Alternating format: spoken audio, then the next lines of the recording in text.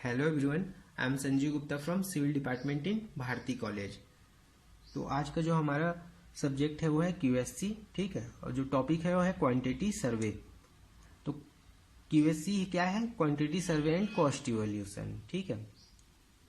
तो quantity survey क्या होता है? Quantity survey is the list और schedule of quantities of all the possible items.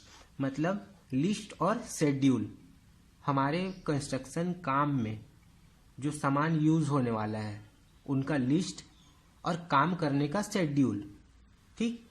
उनका लिस्ट और काम करने का schedule of quantities of all the possible items of work, ठीक है, required for construction of any building और स्ट्रक्चर। किसी भी बिल्डिंग या स्ट्रक्चर के लिए, ठीक, बनने के लिए कौन कौन से सामानों की जरूरत है और उसका शेड्यूल कैसा होना चाहिए, काम का प्रोसीजर क्या होना चाहिए, ये सब चीज किसमें हम लोग पढ़ते हैं? क्वांटिटी सर्वे में, ठीक है। This quantities are worked from the plan and drawing of the structure. और ये जो क्वांटिटी है वो किस पे वर्क करता है? जो हमारा प्लान होता है कि हम जैसे हम लोग 2000 स्क्वायर फीट में घर बनाना है कि 4000 में बनाना है, ठीक है। अगर छोटे एरिया में बनाना है तो उसमें कम सामान आएगा, उसका लागत भी कम होगा, ठीक। और क्या होता है quantity survey? It is a mathematical process used in estimating cost of a new building construction, improvement और रिप्रोडक्शन, ठीक। इम्प्रूवमेंट एंड और रिप्रोडक्शन। तो इसमें क्या होता है? ये क्वांटिटी सर्वे जो हमारा सब्जेक्ट है, ये क्या है? एक मैथमेटिकल प्रोसेस है जिसके थ्रू हम लोग क्या करते हैं? किसी भी नए बिल्डिंग या स्ट्रक्चर का कॉस्ट बनने से पहले ही हम लोग निकाल लेते हैं, ठीक है। जैसे आप लोग देखते होंगे कि किसी बिल्डिंग का टेंडर निकलता है, ठीक, गवर्नमेंट या प्राइवेट सेक्टर में, किसी भी सेक्टर में अगर कोई कंस्ट्रक्शन का टेंडर निकलता है तो उसका लागत फिक्स रहता है कि इतने लाख का, जितना भी लाख का है इतने में हमको इतने एरिया में इतना कंस्ट्रक्शन चाहिए, ठीक। तो उन लोग तय कैसे करते हैं कि कंस्ट्रक्शन होने में लगभग उसके आसपास ही लगेगा। मान के चलिए कोई 5 लाख का आपको रूम तैयार करके देना है, ठीक है, या कोई बिल्डिंग तैयार करके देनी है 5 लाख के अंदर, ठीक। तो उन लोग तय कैसे करते हैं इस चीज को कि ये 5 लाख के आसपास, 5 लाख के आसपास ही वो स्ट्रक्चर बन के तैयार हो जाएगा, ठीक। तो उससे पहले उन लोग क्या करते हैं? उनका जो जितने एरिया में उनको कंस्ट्रक्शन करवाना है, जितना बड़ा कंस्ट्रक्शन करवाना है, उसके हिसाब से क्या करते हैं उन लोग?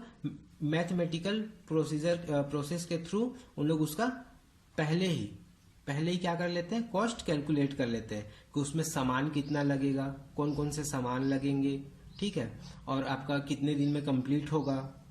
तो ये सब चीज किसके अंडर में आता है? क्वांटिटी सर्वे के अंदर में आता है, ठीक है। तो क्वांटिटी सर्वे क्या है? एक नॉर्मल मैथमेटिकल प्रोसीजर है, ठीक, जिसके थ्रू हम लोग किसी भी बिल्डिंग या किसी भी कंस्ट्रक्शन का कॉस्ट उसके बनने के पहले, उसके कंस्ट्रक्शन स्टार्ट होने के पहले हम लोग क्या करते हैं? निकाल लेते हैं। और जो हम लोग निकाले रहते हैं वो कंस्ट्रक्शन के आसपास की वैल्यूज हैं। एग्जैक्ट वैल्यू नहीं निकालते, कंस्ट्रक्शन के आसपास की वैल्यू निकलती है। कई बार क्या होता है, जैसे मान के चलिए अभी मैंने बताया रूम का टेंडर अगर 5 लाख का है तो हो सकता है उसमें 5.5 लाख खर्चा हो जाए, या हो सकता है 4.5 लाख में ही बन जाए, ठीक है। तो उसके आसपास की वैल्यू हम लोग क्या करते हैं? कंस्ट्रक्शन होने के पहले ही निकाल लेते हैं, ठीक। अब क्यूएससी में हमारे सब्जेक्ट में, हमारा जो सब्जेक्ट है क्वांटिटी सर्वे, ठीक है, ये कौन कौन से सर्विसेज प्रोवाइड करती है?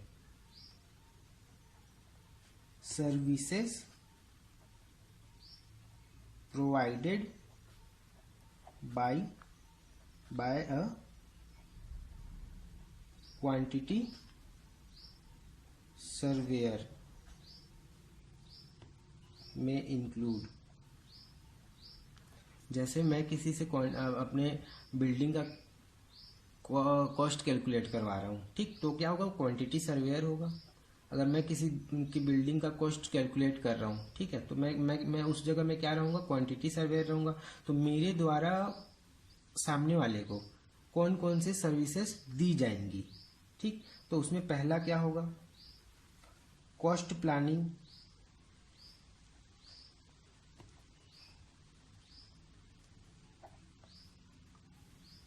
And commercial management,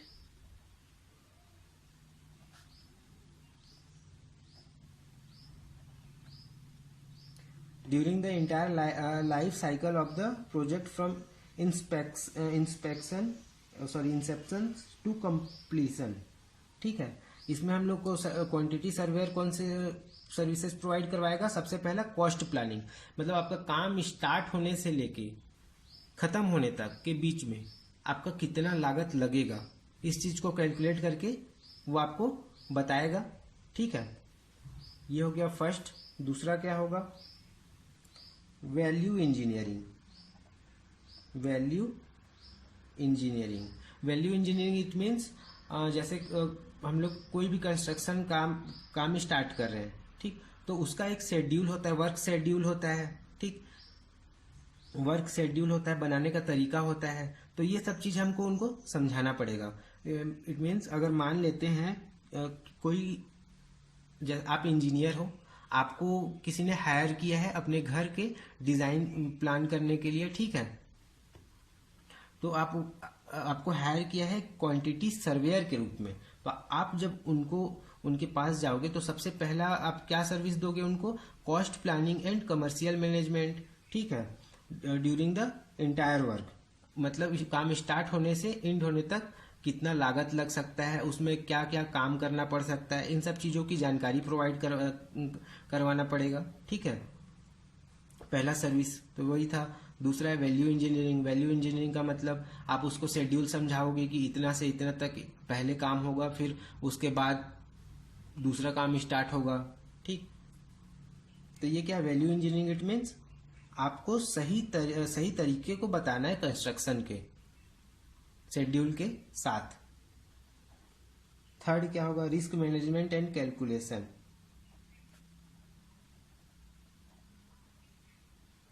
risk management and calculation, ये क्या होगा, risk management and calculation it means मान के चलिए कोई बहुत बड़ा स्ट्रक्चर है। ठीक है, तो अगर बड़ा स्ट्रक्चर है और उसमें आपको सामने वाला बोल रहा है कि कम लागत में बनाना है, तो क्या होगा, उसका बीम, कॉलम, फाउंडेशन सब में लागत कम कराना पड़ेगा। अब कम होने की वजह से क्या हो सकता है, स्ट्रक्चर फेलियर भी हो सकता है। अब आप लोग तो जानते हो कंस्ट्रक्शन काम में बहुत प्रकार के रिस्क होते हैं। ठीक है, तो उन सब चीजों के बारे में आपको सामने वाले को बताना पड़ेगा अगर आप क्वांटिटी सर्वेयर हो तो। ठीक, कि आपको इसमें क्या क्या रिस्क उठाना पड़ सकता है। ठीक, और उसका कैलकुलेशन करके उनको बताना पड़ेगा कि आपको इसमें हो सकता है आगे चल के कितना नुकसान झेलना पड़ सकता है। ठीक है, उसके बाद क्या है, फोर्थ सर्विसेज में आपका क्या आएगा, प्रोक्योरमेंट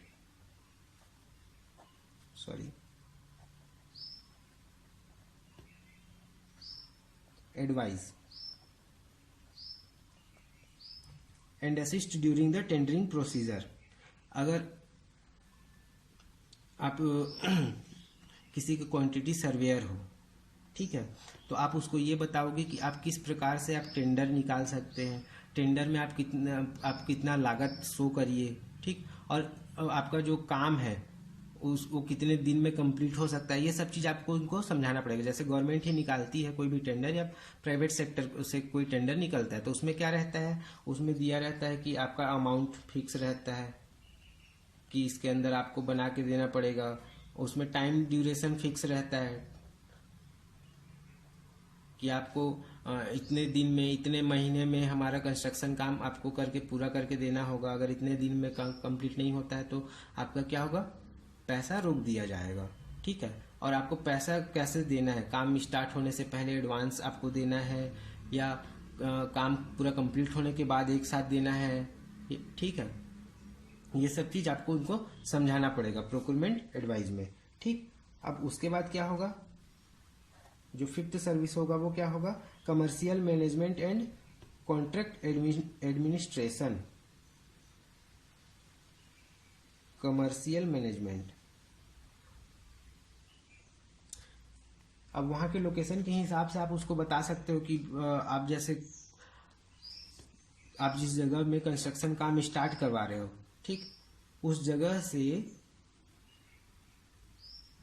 कंस्ट्रक्शन काम में लगने वाले जितने भी सामान हैं, ठीक है, वो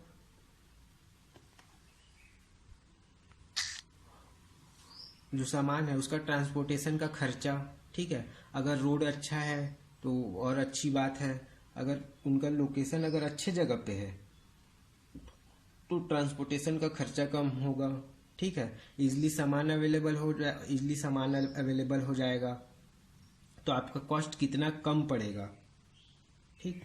अब क्या होता है, अब मान के चलिए आप ही अगर बहुत दूर में अपना कोई भी कंस्ट्रक्शन काम स्टार्ट कर रहे हो, ठीक, वहाँ आपके आसपास जो जरूरी सामान है वो अवेलेबल है ही नहीं, ठीक है। तो जब आपके आसपास जरूरी सामान अवेलेबल नहीं है, आपको दूर से मंगाना पड़ेगा, इट मीन्स खर्चा बढ़ जाएगा, उसका जो ट्रांसपोर्टेशन का जो चार्जेस है वो तो एक्स्ट्रा लगेगा ना, ठीक है। तो कमर्शियल मैनेजमेंट में और आपको कौन कौन से सामान मतलब अवेलेबल हो सकते हैं, ठीक, इन सब चीज़ों के बारे में आपको जानकारी देनी होगी, ठीक है। उसके बाद क्या होगा, 6 सर्विसेज क्या होगा, असिस्टेंट इन डिस्प्यूट रिजोल्यूशन। मान के चलिए अगर कोई बिल्डर अपना कंस्ट्रक्शन काम स्टार्ट करवा रहा है, ठीक, और आप क्या हो, उसके क्वांटिटी सर्वेयर हो, तो आप उसको बताओगे कि आप जहाँ पास काम स्टार्ट करवा रहे हो सकता है वहाँ वो विवादित जमीन हो, या वहाँ पास कंस्ट्रक्शन काम स्टार्ट करने से कुछ विवाद उत्पन्न हो सकता है। जैसे कई जगह में क्या होता है फैक्ट्री निर्माण होता है, ठीक है, कोई फैक्ट्री का कंस्ट्रक्शन काम चलते रहता है, तो वहाँ के आसपास वाले लोग क्या करते हैं, उसको बंद करने का मांग करते हैं। क्यों? क्योंकि अगर फैक्ट्री स्टार्ट हो जाएगा तो वहाँ पॉल्यूशन बढ़ेगा, ठीक, तो भी क्या है, एक प्रकार का विवाद है, ठीक। तो इस प्रकार जो भी कंस्ट्रक्शन काम में जो भी विवाद है और उसका जो समाधान है उनके बारे में आपको उनको बताना पड़ेगा एज अ क्वांटिटी सर्वेयर, ठीक। और सर्विस और इसके आगे और क्या सर्विस देता है क्वांटिटी सर्वेयर, असिस्ट कैपिटलाइजेशन।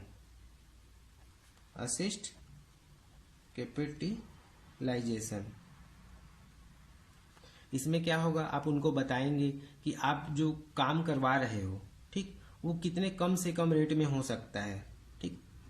कई जैसे क्यूएससी में क्या होता है, पहले के लोग क्या करते थे, सीधा घर बनाना स्टार्ट करते थे, उनको नहीं पता होता था कि उनके घर में कितना पैसा लगेगा या लगने वाला है। लेकिन अब वो टाइम नहीं रहा, अब हम घर बनाना स्टार्ट करते हैं, उससे पहले ही हमको पता चल जाता है कि हमारे घर में कितना लगने वाला है, प्रोसीजर क्या होगा और किन किन कामों में कितने कितने खर्च आएंगे, ठीक है। पहले ऐसा नहीं होता था, पहले ना डे फिक्स होता था, कितने दिन में हमारा कंस्ट्रक्शन का काम मतलब कंप्लीट हो जाएगा, ठीक है, ये सब कुछ भी फिक्स नहीं होता था। और अभी के टाइम में क्या हो गया, सब चीज का जानकारी हमको पहले अवेलेबल हो जाता है, ठीक है। और इसके थ्रू हम लोग क्या कर सकते हैं, बहुत जगह में जहाँ एक्स्ट्रा पैसा लगने वाला है उन पैसों को हम क्या कर सकते हैं, सेव कर सकते हैं, बचा सकते हैं, ठीक, एज ए क्वांटिटी सर्वेयर। तो आप अगर किसी क्वांटिटी सर्वेयर हो तो आप उनको ये चीज असिस्ट कर सकते हो कि आपका काम करने का तरीका अगर सही रहा तो आप क्या कर सकते हो, बहुत सारे पैसे सेव कर सकते हो, ठीक है। और क्या सर्विस दे सकते हैं क्वांटिटी सर्वेयर, 8 नंबर पे आएगा, इन टर्म